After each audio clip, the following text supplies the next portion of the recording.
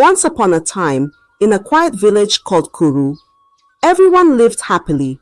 The village was surrounded by tall, lush trees, and the people there had special rules they followed. One very important rule was that all the girls had to stay pure. In other words, they had to remain virgins until they got married. This rule was very special to the people of Kuru, and they made sure all the girls followed it carefully. The parents in Kuru were very proud of this tradition. They believed their daughters were pure and cherished this belief deeply. Often, they would boast among themselves, saying things like, "My daughter is pure, just like all the girls in our village." It was a point of pride and honor for them, a sign of their good upbringing and respect for their customs. However, one day, something unexpected happened.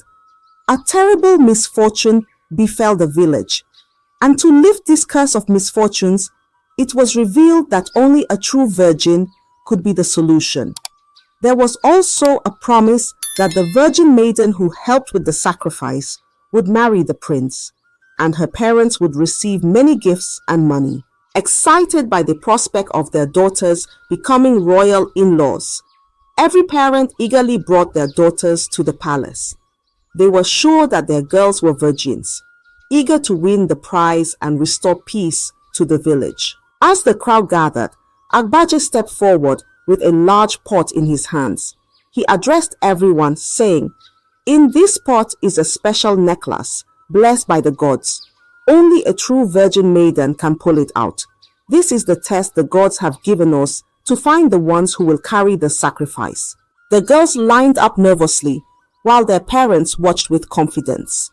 One by one, the girls dipped their hands into the pot, but each time they pulled out nothing.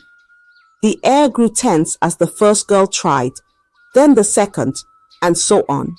Each girl came up empty-handed, and the murmurs among the crowd grew louder. Then it was the turn of the chief's daughters, known for their grace and beauty. The first daughter stepped forward confidently, but she too could not find the necklace. The second daughter tried and failed as well. Finally, the youngest daughter reached in, her hands trembling, but she also came up empty. The villagers were stunned. Whispers filled the air. How can this be? Not even the chief's daughters? The elders exchanged worried glances, puzzled and concerned. They had always believed that the girls in the village were pure, upholding the traditions they cherished. But now, it seemed something had gone terribly wrong. News of the failed test spread quickly through the village, causing disbelief and shock. The girls started shouting, "It's not our fault, it's Auntie Isime." As rumors flew, attention turned to Isime, the stranger from the city. Villagers began to murmur, blaming her for the chaos and misfortune that had befallen their once peaceful home. "She came here and changed everything," an elder woman muttered. "Our girls used to follow the traditions. Now look at what has happened." Another villager agreed, saying, "Isime brought city ways to our village. She made the girls forget who they are." And so the story begins. Long time ago, a girl named Isime came to visit her aunt in the village of Kuru. Isime was from the big city, and she was very beautiful. She always wore bright and revealing clothes that caught everyone's eye. Isime walked through the village with confidence, like she was a queen, and everyone noticed her, especially the men. As Isime walked by, the men would whisper, "Wow, look at her, she's so beautiful."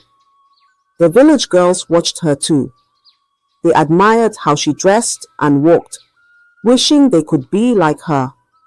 "I want to wear clothes like Isime," one girl said. Another girl added, "She looks so confident and pretty." The girls in the village didn't know much about Isime, but they were fascinated by her. They liked how she seemed so different and exciting. Isime's bright clothes and confident walk were unlike anything they had seen before. They started to wonder what it would be like to have all the attention that Isime got. "Isime is so cool," said one of the girls. "I want to be just like her." And so they watched her closely, hoping to learn more about her and maybe become like her someday. But little did they know, Isime had a secret that would change everything in the village. Isime had a secret that no one in the village knew. The men who admired her beauty were giving her gifts and money, but it wasn't just because she was pretty. Isime was meeting with these men in secret, and in exchange for their gifts, she spent time with them in a way the village would not approve of. One day, Ashabi, the chief's daughter, became curious about why Isime always seemed to have new things and money. Ashabi decided to follow Isime quietly to find out what was going on. She saw Isime meeting with a man in a hidden spot, and then Isime walked away with a small bag of money. Ashabi was surprised and thought, "So this is Isime's secret? The men give her gifts for being with them." She wondered if she could get gifts too. Ashabi had always been a good girl, following the village's rules, but now she was curious. She wanted to feel special like Isime did. The next day, Ashabi saw a young merchant who had been looking at her for a while. She decided to try what she had seen Isime do. Ashabi talked to the merchant and agreed to meet him in secret. The merchant gave her gifts and money, just like he did with Isime. Ashabi was excited and felt special. "This is so easy," she thought. "I can get nice things too." She felt like she had discovered something amazing and couldn't wait to tell her friends. Little did she know, this secret was going to cause big changes in the village. Ashabi couldn't keep her discovery to herself. She told her friends about Isime's secret and how easy it was to get gifts and money from men. "All you have to do is spend time with them, and they give you nice things," Ashabi explained. Her friends were shocked at first, but then they became curious too. Soon, more girls in the village started to follow Isime's example. They began wearing makeup and dressing in ways that would catch the men's attention. The girls wanted to feel special and get gifts, just like Isime and Ashabi. They whispered to each other, "If Isime and Ashabi can do it, why can't we?" Isime noticed the change in the village girls and saw an opportunity. She started organizing meetings between the girls and the men, taking a share of the gifts and money the girls received. Isime told them, "I'll set everything up, and all you have to do is be nice to the men." The girls trusted her and followed her instructions. The girls loved the attention and gifts they got from the men. They felt special and enjoyed the new things they could buy with the money. They started to forget about the village's important traditions of staying pure and respecting themselves. The excitement of receiving gifts made them forget the values they had grown up with. As more and more girls joined in, it became like a secret club. They kept everything hidden from their parents and the village elders. The girls thought they were just having fun, but they didn't realize the trouble they were getting into. The secret was spreading, and it was changing the village in ways no one expected. As time passed, more and more girls in the village started to join Isime's secret meetings with the men. What began as a few girls seeking gifts turned into a common practice. The girls would meet with the men, not just for the gifts anymore, but for the attention and excitement it brought them. They felt admired and special, and that feeling became more important than the gifts themselves. The village elders and parents had no idea what was happening. They continued with their daily lives, believing that the village's traditions was still being followed. The elders often spoke about the importance of purity and respect, thinking the girls were listening and following their teachings. They didn't know that the strong tradition of keeping the girls pure until marriage was being broken. The girls kept the secret well hidden. They acted normally around their families, attending village gatherings and participating in daily chores. But behind closed doors, they were living a different life, one that went against everything the village stood for. The taboo of meeting with men in secret had become a norm among the village girls. They no longer felt shame or guilt about their actions. Instead, they saw it as a new way of life, one that gave them freedom and attention. They had drifted far from the values they had been taught, and the once strong traditions of Kuru were quietly crumbling, unnoticed by the elders and parents. One day, something terrible happened in the village of Kuru. Plants began to wither, their leaves turning brown and dry. The animals, usually so full of life, started falling sick and dying. Worst of all, the villagers themselves began to suffer. Many people fell ill with strange symptoms that no one had seen before. It was a dark and frightening time for everyone. The villagers were scared and confused. They didn't know what was causing this sudden misfortune. They had always followed their traditions and respected the gods, or so they thought. Desperate for answers, they decided to visit the oracle, Agbaje, who was known for his wisdom and connection to the spiritual world. The villagers gathered at Agbaje's home, their faces filled with worry. The elder spoke first, explaining the situation and asking Agbaje what they could do to stop the curse.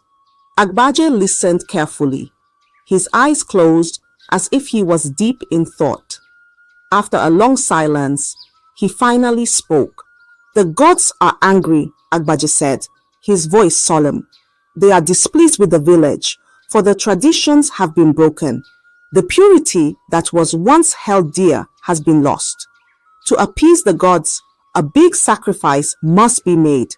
2 virgin maidens must carry the sacrifice to the sacred altar." The villagers gasped.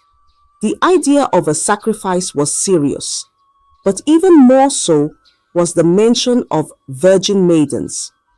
The village elders, who had always believed that all the young girls were pure, looked worried. They trusted that their traditions had been followed, but now they were not so sure. Agbaje continued, "The sacrifice must be made within 2 days. If not, the curse will grow stronger and more suffering will come upon the village." The villagers left Agbaje's home, their hearts heavy with concern. They knew they had to act quickly to find 2 virgin maidens for the sacrifice. The village had always prided itself on the purity of its girls, but now, with the strange behavior of the past few months, doubts began to creep into their minds. The once strong belief in their traditions was shaken, and the weight of the curse loomed over them all. That was how. The next morning, the town crier walked through the village, ringing his bell and shouting, "All young maidens, come to the palace! All young maidens, come to the palace!" His voice echoed through the streets, and soon every family heard the call. The villagers knew this was about the important sacrifice that Agbaje had spoken of. That was how, the following day, all the girls and their parents came to the palace. And when the virgin pot test was performed for all the girls by Agbaje, they found out no girl in the village was a virgin anymore.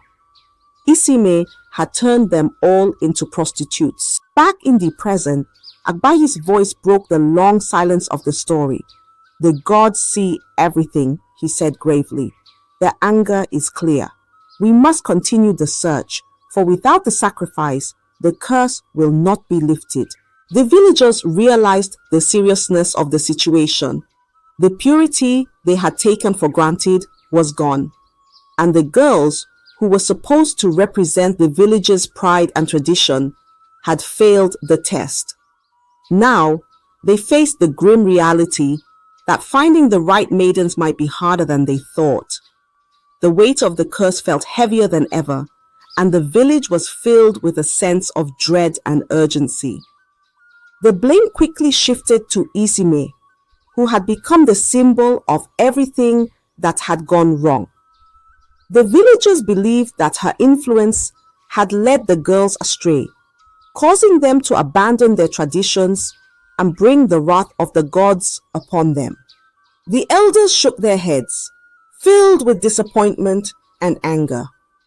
Izima's parents, who lived in the city, soon heard about the trouble their daughter had caused. They were shocked and ashamed. Her father, a stern man who believed in discipline, was furious. "We should have raised her better," he said, his voice full of regret. "We were too lenient, and now she's brought shame upon us." Isime's mother, who had often defended her daughter's actions, felt a deep sadness. "I should have been stricter," she admitted. "I let her do as she pleased because she was our only child. Now, look at the mess she's made." As the villagers continued to talk, Isime felt the weight of their blame. She realized the impact of her actions and the trouble she had caused. The once admired girl from the city was now seen as the root of all the problems in Kuru. The villagers demanded that she take responsibility, as they believed she was the one who had led their daughters into breaking the sacred traditions. The village was in turmoil, and the blame on Isime grew heavier with each passing day. Her influence had turned the girls away from their values, and now the village faced the consequences. The elders decided that something had to be done to restore order and make amends with the gods. The fate of the village rested on what would happen next, and all eyes were on Isime to see how she would face the consequences of her actions. The elders and villagers gathered to decide what must be done. With no virgin maidens found and the curse still upon the village, they turned to Isime, the one they believed had brought this misfortune. The decision was made. Isime would carry the sacrifice alone, as penance for the chaos she had caused. Isime stood before the village, feeling a mix of fear and regret. She looked at the faces of the villagers, all of whom were angry and disappointed. Her parents, who had rushed from the city, stood helplessly by. They could not protect her from the consequences of her actions. The oracle, Agbaje, handed her the calabash, filled with offerings for the gods. "You must take this to the sacred altar in the forest," he said. "You will walk alone. This is your burden to bear." With the heavy calabash on her head, Isime began her journey. She walked through the village, past the disapproving stares and whispers of the people. As she entered the dense forest, she felt truly alone. The trees closed in around her, and the path became more challenging. For 2 days, she walked without rest, her feet aching and her spirit heavy. As she walked, Isime thought about everything that had happened. She remembered the excitement and attention she had received from the men, the way the village girls had admired her and wanted to be like her. She realized now how shallow and fleeting that attention had been. It had led them all astray, away from the values and traditions that had kept the village safe and happy. Tears streamed down Isime's face as she trudged on. She felt deep regret for the harm she had caused, not just to herself, but to the entire village. She understood now that her actions had consequences, and those consequences had brought suffering to everyone. Finally, exhausted and weary, Isime reached the sacred altar deep in the forest. She placed the calabash on the altar and knelt before it, crying out to the gods for forgiveness. She prayed for the curse to be lifted and for the village to find peace again. In that moment, Isime felt the full weight of her actions and the pain they had caused. As she stood up to leave, a sense of quiet acceptance settled over her. She knew she had to face whatever came next with courage, even if it meant being separated from her family and the life she once knew. Isime's journey was not just a physical one. It was a journey of realization and repentance, and she hoped that somehow the village could heal from the wounds her actions had caused. After completing her journey, Isime returned to the village. As she walked through the forest and back into Kuru, she noticed a change in the air. The villagers gathered, watching her with a mixture of relief and lingering anger. The plants that had withered began to show signs of life again, and the sick animals started to recover. The curse had been lifted, but the consequences for Isime were far from over. The elder stood before the village and Agbaje spoke. "The gods have accepted the sacrifice," he announced. "The curse is lifted, but Isime must face the consequences of her actions. She is not permitted to leave the village for 12 years. During this time, she will be responsible for carrying all sacrifices to the gods." The villagers murmured in agreement. They were relieved that the curse had ended, but still held resentment towards Isime. As part of her punishment, Isime was given a small hut near the shrine, isolated from the rest of the village. The villagers avoided her, and she was treated as an outcast. Isime spent her days fulfilling her duties, carrying sacrifices and maintaining the shrine. She lived in solitude, reflecting on the choices she had made and the lives she had affected. The once bright and lively girl from the city was now a shadow of her former self, burdened by the weight of her past actions. The village, meanwhile, worked to restore their traditions. They reinforced the importance of purity and respect for their cultural values. To protect their way of life, the elders decided that no one from the city would be allowed into Kuru. They wanted to ensure that the mistakes of the past would not be repeated. Isime's story became a cautionary tale for the children of Kuru. Parents would tell them about the girl who came from the city and brought trouble to their village. They spoke of how important it was to respect traditions and make good choices. Isime's life served as a reminder of the consequences of straying from the path of respect and honor. For 12 long years, Isime remained in the village, isolated and alone. She lived with the regret of her actions and the knowledge that she had brought shame upon herself and her family. Her punishment was not just a physical one, but also a deep emotional and spiritual journey. She learned that true beauty and worth come from within, and that respecting one's culture and traditions is vital. As the years passed, the village slowly healed, but the memory of what had happened stayed with them. Isime's story was passed down through generations, a lesson in humility, respect, and the importance of making wise choices.